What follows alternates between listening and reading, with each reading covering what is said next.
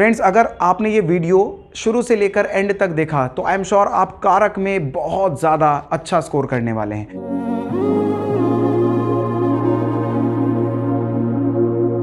Hello friends, आप लोगों का स्वागत है हमारे YouTube चैनल PRK एडुलाइटमेंट में।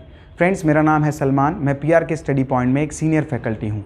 हमने लास्ट क्लासेस में या लास्ट वीडियोस में हमने शब्दों के बारे में डिस्कस किया था और आज हम हिंदी के बहुत ही महत्वपूर्ण टॉपिक यानी कारक के बारे में डिस्कस कर रहे हैं। फ्रेंड्स, अगर आपने ये वीडियो शुरू से लेकर एंड तक देखा तो आई एम श्योर आप कारक में बहुत ज़्यादा अच्छा स्कोर करने वाले हैं। तो चलिए शुरू करते हैं कारकों को और कारक की परिभाषा क्या होगी। तो फ्रेंड्स, किसी भी एक सेंटेंस में यानी किसी भी एक वाक्य में क्रिया को छोड़कर अन्य बहुत सारे शब्द होते हैं। वो शब्द क्रिया से किस प्रकार संबंधित होता है यह हमें कारकों द्वारा पता चलता है। अगर सिंपल हम डेफिनेशन लें तो वाक्य में प्रयुक्त अन्य शब्द क्रिया से किस प्रकार संबंधित है यह हमें कारक बताता है। चलिए इसको एक एग्जाम्पल से समझते हैं। मैंने एग्जाम्पल लिखा है, अध्यापक ने छात्रों को छड़ी से पीटा। तो फ्रेंड्स, हम इसमें देखेंगे कि क्रिया या वर्ब क्या है। पीटना, इसको हम कह देंगे ये क्रिया है। तो इस वाक्य में, इस पूरे होल वाक्य में, कंप्लीट वाक्य में क्रिया से रिलेटेड और भी बहुत सारे शब्द हैं, जैसे अध्यापक है, छात्रों है, छड़ी है। ये शब्द क्रिया से किस प्रकार संबंधित है यही हमें कारक बताते हैं। जानिए कैसे। सबसे पहला शब्द है हमारे पास अध्यापक। तो किसी भी कार्य को करने या न करने वाला कर्ता कहलाता है। तो इस कार्य को यानी पीटना जो क्रिया है इसको करने वाला कौन है? अध्यापक। तो यहाँ अध्यापक जो है कर्ता हो जाएगा। ठीक, तो पीटने की क्रिया अध्यापक के द्वारा की जा रही है, इसीलिए अध्यापक हो गया हमारा कर्ता। ध्यान रखें, इसका पहचान चिन्ह है ने, तो इसको हम ने से जान सकते हैं। इसके बाद दूसरा शब्द हमारे पास आता है छात्रों। तो फ्रेंड्स, जिस शब्द पर क्रिया का प्रभाव पड़ता है उसे हम कर्म कहते हैं। जिस शब्द पर क्रिया का प्रभाव पड़ता है उसे कर्म कहा जाता है। तो यहाँ पीटना क्रिया का प्रभाव छात्रों पर पड़ रहा है, इसीलिए छात्र यहाँ कर्म है। इसका पहचान चिन्ह होता है को। तो हमें दो शब्दों का पता चल गया, अध्यापक और छात्रों। इसके बाद हमारे पास तीसरा शब्द है छड़ी। तो फ्रेंड्स, ऐसा माध्यम या वो मीडियम जिसके द्वारा वो क्रिया संपन्न की जा रही है, दरअसल उसे हम करण कहते हैं। तो छड़ी के द्वारा ये पीटना क्रिया को संपन्न किया जा रहा है, अतः छड़ी जो है करण है। इसका पहचान चिन्ह से होता है। ये बेसिक सा एग्जाम्पल था जिसमें हमने तीन कारकों को डिस्कस किया। तो हमारे पास केवल तीन ही कारक नहीं है, कारक की कितने प्रकार हैं ये हम आगे जानेंगे। ठीक है, तो चलिए बात करते हैं अब कारकों के प्रकार के बारे में। फ्रेंड्स, कारकों के 8 प्रकार होते हैं। 3 तो हमने इस एग्जाम्पल से डिस्कस किए हैं और बाकी के हम यहाँ से डिस्कस करेंगे। तो मैंने एक चार्ट बनाया है जिससे आप देख सकते हैं कि कारक और उनके चिन्ह क्या क्या होते हैं। तो सबसे पहला है कर्ता कारक जिसका चिन्ह है ने। दूसरा है कर्म कारक जिसका चिन्ह है को। तीसरा है करण कारक जिसको हम से या के द्वारा से डिनोट करते हैं। चौथा है संप्रदान जिसका चिन्ह है के लिए या फिर को। उसके बाद अपादान कारक है जिसको हम से डिनोट करते हैं, लेकिन ध्यान रहे इसमें अलग होने का भाव रहता है। इसको हम एग्जाम्पल से समझेंगे। अभी हम एक एक करके कारकों को डिस्कस करेंगे। छठा कारक है हमारे पास संबंध कारक जिसके चिन्ह ये हैं का, की, के, रा, री, रे। उसके बाद सातवां अधिकरण, इसके चिन्ह है में या पर। और संबोधन, इसमें हम हे, अरे, ओ आदि शब्दों को शामिल करते हैं। तो चलिए इनको वन बाय वन डिस्कस करते हैं। सबसे पहला है हमारे पास कर्ता कारक। फ्रेंड्स, किसी भी क्रिया को करने या न करने वाला व्यक्ति कर्ता कहलाता है। एग्जाम्पल के तौर पे सुनते हैं हम, राम ने रावण को मारा। तो इस क्रिया में मारा जो क्रिया है इसको करने वाला कौन है? तो वो है राम, अर्थात राम हमारा कर्ता है इस क्रिया में। इसके बाद हम डिस्कस करते हैं कर्म। सबसे पहले हम इसकी डेफिनेशन समझते हैं। तो डेफिनेशन क्या है? इसकी दरअसल 2 डेफिनेशन हो सकती हैं। एक ये कि क्रिया का प्रभाव जिस शब्द पर पड़ता है उसे हम कर्म कहते हैं, और दूसरा वाक्य में क्रिया और कर्ता को छोड़कर यदि कुछ बचता है तो उसे भी कर्म कहा जाता है। 2 एग्जाम्पल से समझ लेते हैं हम। हमने कहा राम ने रावण को मारा। तो इसमें मारा जो क्रिया है उसका प्रभाव किस पर पड़ रहा है? रावण पर, अर्थात रावण यहाँ कर्म है। इसके अलावा हमने कहा राम ने पत्र लिखा,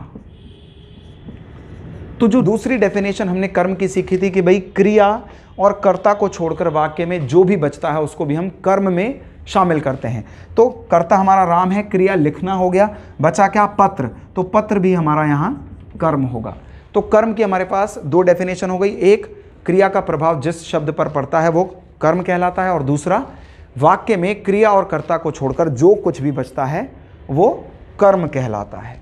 तो इसका पहचान चिन्ह है को। इसके बाद हम डिस्कस करते हैं तीसरा करण कारक। तो करण कारक का जो चिन्ह है वो है से या के द्वारा। मैंने आपको पिछले एग्जाम्पल में बताया था कि ऐसा माध्यम या ऐसा मीडियम जिसके द्वारा क्रिया को संपन्न किया जा रहा है उसे ही हम करण कहते हैं। एग्जाम्पल के तौर पे हम इसको कहें कि राम ने रावण को बाण से मारा, तो ये जो मारा क्रिया है ये क्रिया किस साधन के द्वारा संपन्न की जा रही है, तो हम कहेंगे इसमें बाण है। तो बाण क्रिया का साधन होने के नाते उसमें करण कारक होता है, तो ये करण कारक है। इसके बाद हम डिस्कस करते हैं संप्रदान कारक। देखो फ्रेंड्स, संप्रदान कारक में को का जो चिन्ह है और कर्म कारक में जो को का चिन्ह है उसमें बहुत ज़्यादा डिफरेंस है, उसको समझेंगे हम सबसे पहले, उसके बाद हम के लिए के एग्जाम्पल डिस्कस करेंगे। तो यहाँ जो संप्रदान कारक में जो को चिन्ह है या फिर कर्म कारक में जो को चिन्ह है वो कैसे अलग है। देखिए, इसमें तो हमने कहा कि वाक्य में या क्रिया का प्रभाव जिस पर भी पड़े वो कर्म होता है, जबकि इसमें हम क्या कहेंगे संप्रदान कारक में कि यदि वाक्य में किसी को कुछ उपहार या दान स्वरूप दिया जा रहा है तो वहाँ संप्रदान कारक होगा। जैसे अगर मैं कहूँ राम ने रावण को मारा, तो यहाँ ये रावण जो है वो कर्म हो जाएगा। लेकिन यदि मैं कहूँ राम ने सुनील को पुस्तक दी या राम ने सुनील को उपहार दिया, पैसे दिए, तो इस तरह का जो वाक्य होगा उसमें जो दूसरा शब्द है सुनील, यहाँ ये कर्म ना होकर इसमें संप्रदान कारक आ जाएगा। जैसे पिछली बार एक क्वेश्चन पूछा गया था यूके ट्रिपल एससी में, गरीबों को वस्त्र दो, इसमें कौन सा कारक है, तो इसमें संप्रदान कारक था, उसमें को चिन्ह था, तो को हम कर्म से यहां नहीं देख सकते, उसमें संप्रदान कारक था।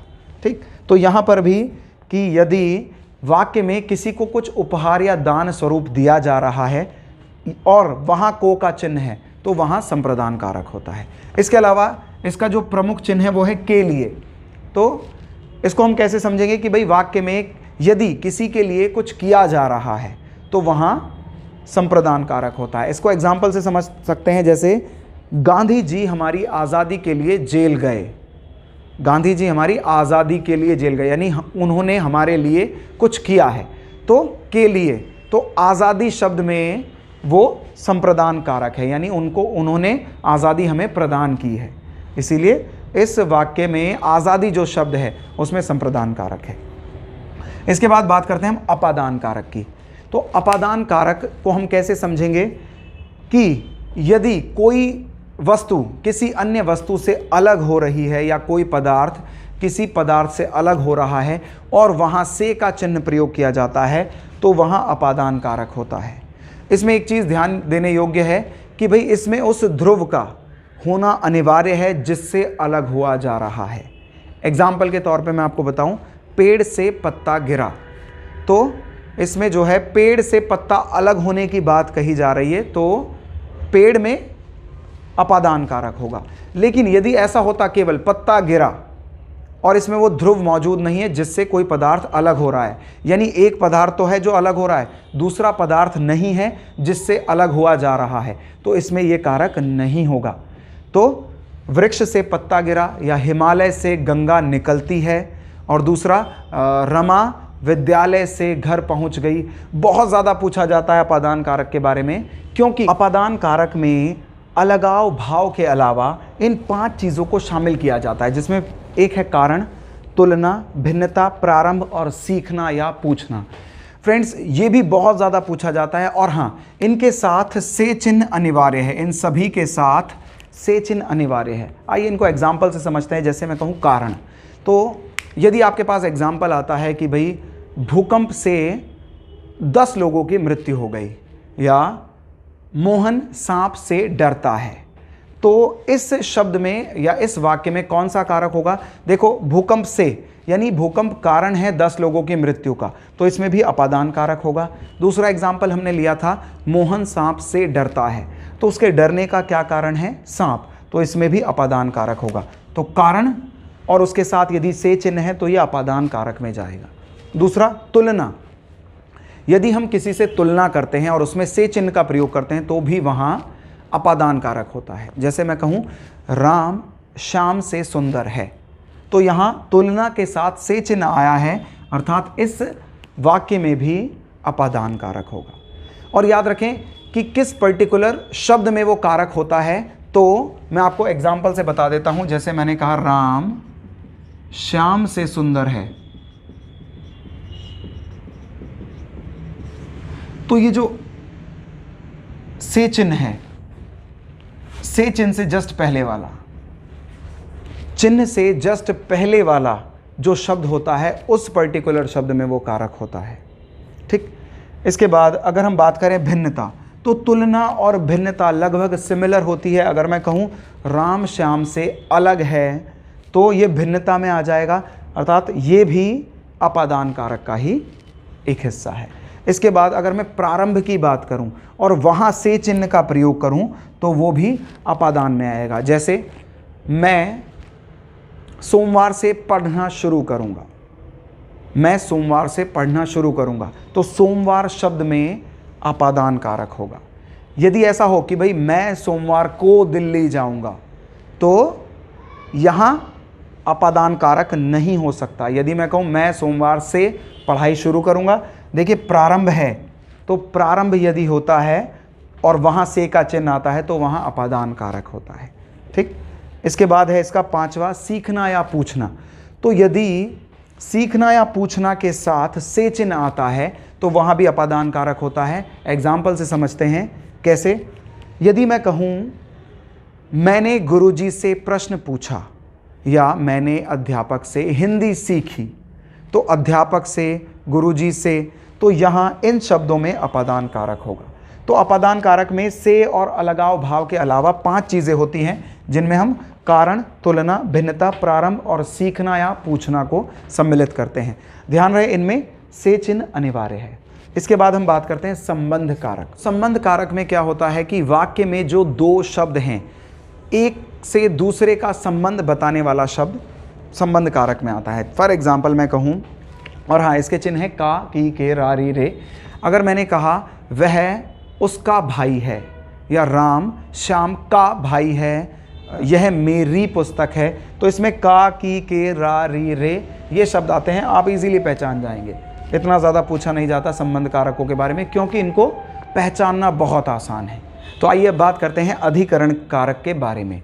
फ्रेंड्स, ये बहुत ज़्यादा पूछा जाने वाला कारक है और इसमें हम में और पर को शामिल करते हैं। और ये बताता है, अधिकरण कारक क्रिया के आधारों को बताता है। और आधारों में हम 3 चीज़ों को लेते हैं, एक हो गया स्थान, एक समय और एक अवसर। याद रहे, क्रिया के इन 3 आधारों के बारे में यदि बताया जाए और उनके साथ में और पर शब्दों का यदि प्रयोग किया जाए तो वहाँ अधिकरण कारक होता है। इसको एग्जाम्पल से समझते हैं। क्या? सबसे पहला हम स्थान से समझे। यदि हमने कहा चिड़िया पेड़ पर बैठी है, तो चिड़िया पेड़ पर बैठी है, इसमें पर शब्द का प्रयोग हुआ है और वो स्थान संबंधी बात कह रहा है। ठीक, तो इस वाक्य में पर क्या हो जाएगा, या चिड़िया पेड़ पर बैठी है, तो पेड़ शब्द में क्या कारक होगा, अधिकरण कारक। यदि हम में का एग्जाम्पल लें तो हम कहें हम सब कमरे में बैठे हैं, तो कमरे में यानी इस स्थान पर लगभग हमारा अधिकार है, तो कमरे में वो कारक होगा अधिकरण कारक, कमरे शब्द में अधिकरण कारक होगा। इसके बाद यदि हम बात करें समय की, तो यदि हम एग्जाम्पल लें कि भाई गाड़ी समय पर पहुंच जाएगी, तो समय शब्द में कौन सा कारक है, अधिकरण कारक। और यदि हम दूसरा एग्जाम्पल लें, मैं 10 मिनट में पहुंच जाऊंगा या वह 10 मिनट में आता होगा, तो वो जो 10 मिनट में यानी 10 मिनट जो शब्द है उसमें कौन सा कारक है? अधिकरण कारक, सिंपल। यदि हम अवसर की बात करें तो इसमें हम कैसे समझ सकते हैं कि दीपावली पर 2 दिन का अवकाश है, तो दीपावली वो अवसर है जिस पर 2 दिन का अवकाश है, ठीक। तो ये में और पर अधिकरण कारक, ये 3 आधारों का बोध कराता है क्रिया के, और इसमें में और पर का होना अनिवार्य है, तब जाकर अधिकरण कारक पहचाना जाएगा।